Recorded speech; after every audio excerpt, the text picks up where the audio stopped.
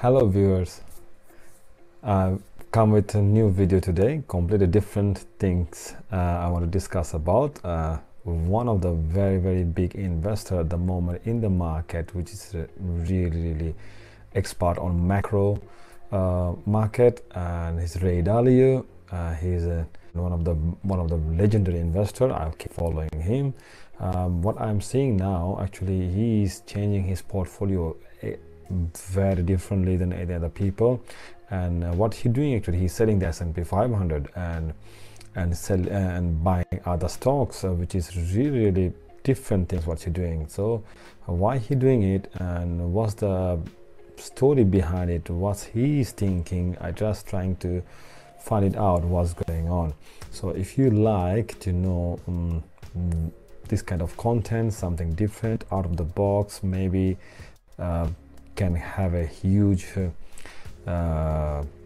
growth, or you can make a big performance in the long run and thinking a bit differently than other, and plus you also copying and the legendary investors what they're doing. And if you like this kind of content, stick with me, and I hope you're gonna like the video. So I'm gonna go straight to the dive in the chart, what's going on with Ray Dalio's portfolio, Bridgewater, what they're doing. Okay, so this is the chart of the Bridgewater Associates holdings at the moment. Okay, they have a good amount of stock. They're managing the fund for quite a long time, and also their performance is really very good.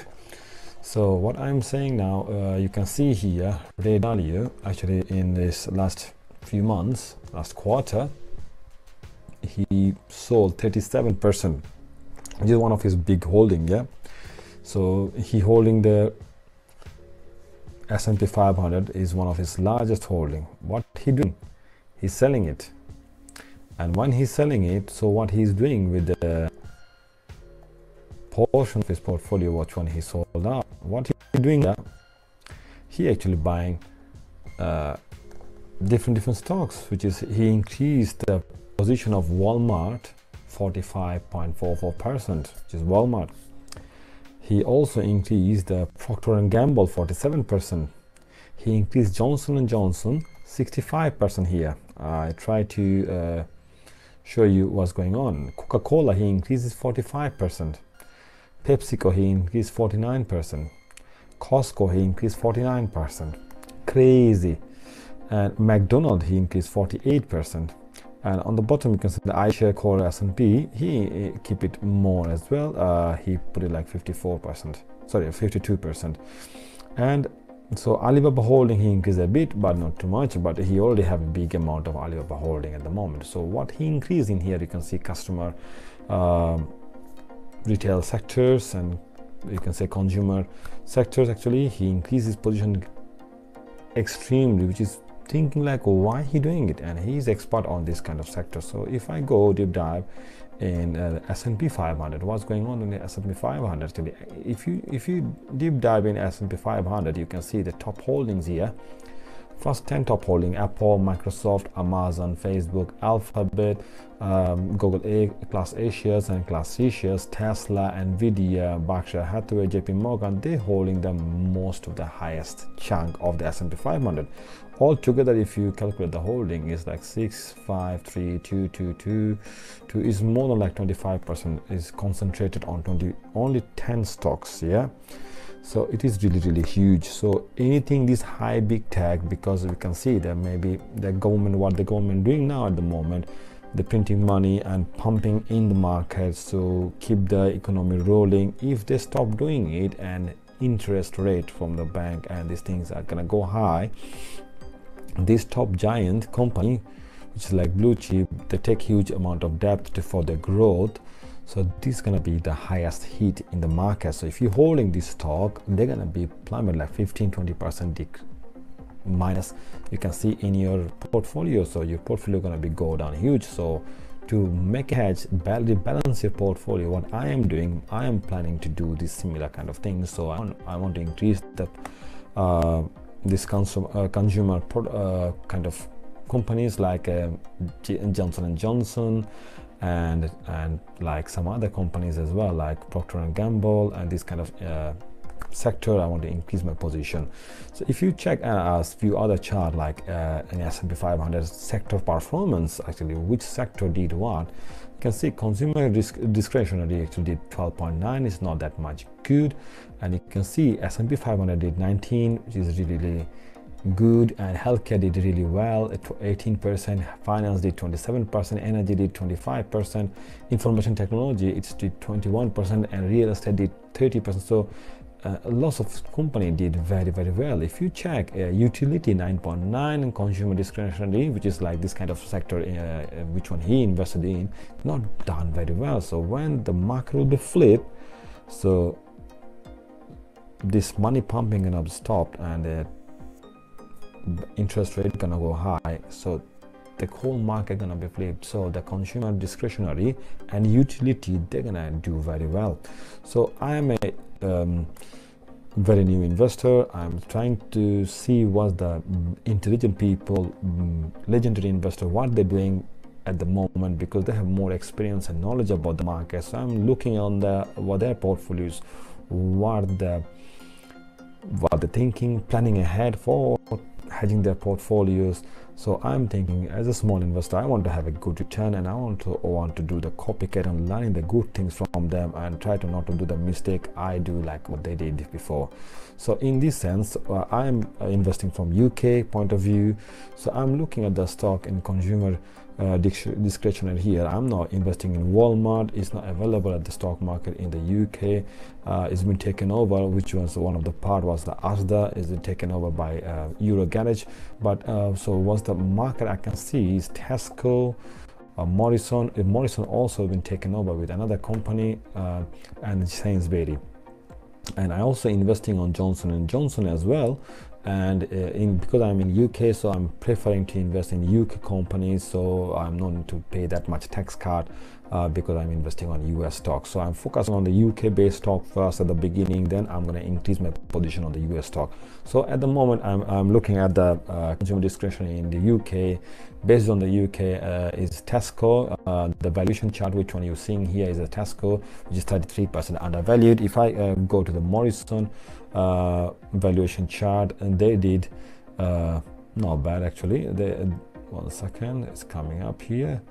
The valuation is actually at the moment overvalued because they've been taken over by another company. So because of this one, the price gone high like crazy.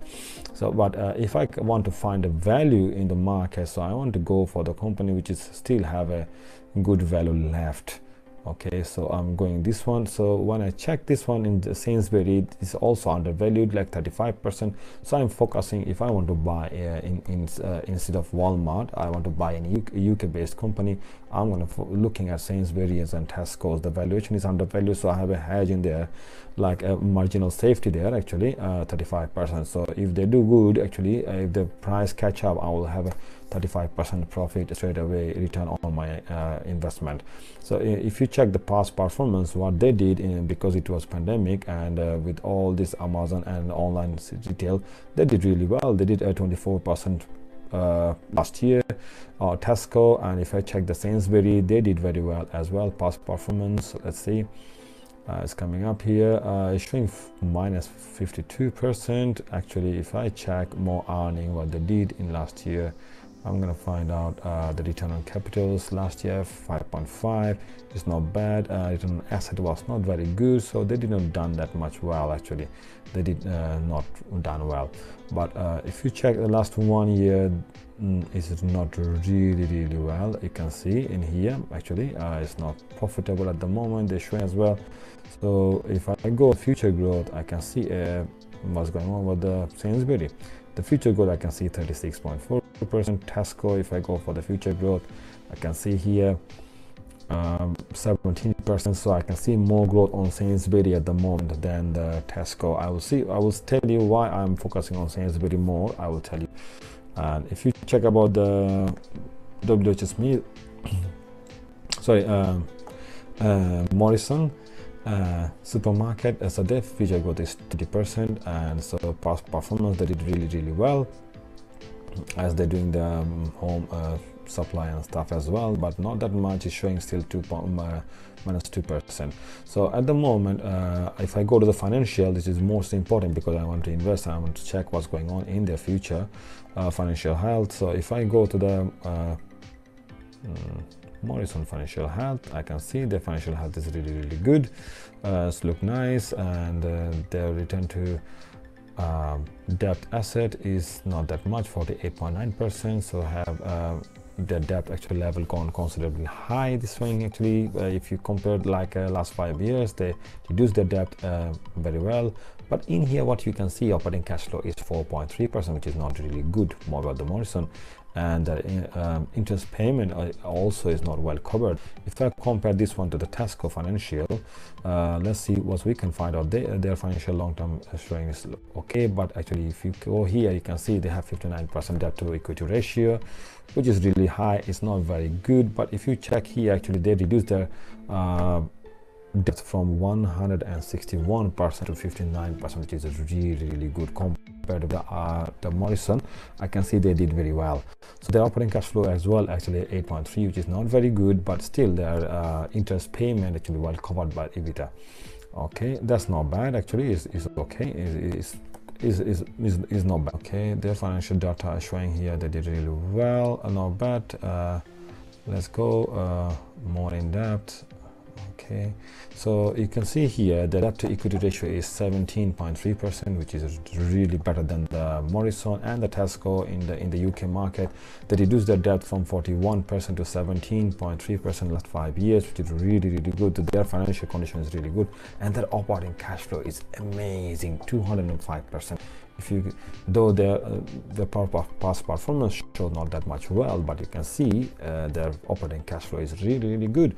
So an interest to EBITDA actually showing the interest payment that was not well covered by the EBITDA, but with the operating cash flow with this much, I think they're going to do very good in the future. And I'm a dividend investor. Their dividend at the moment is 3.57%.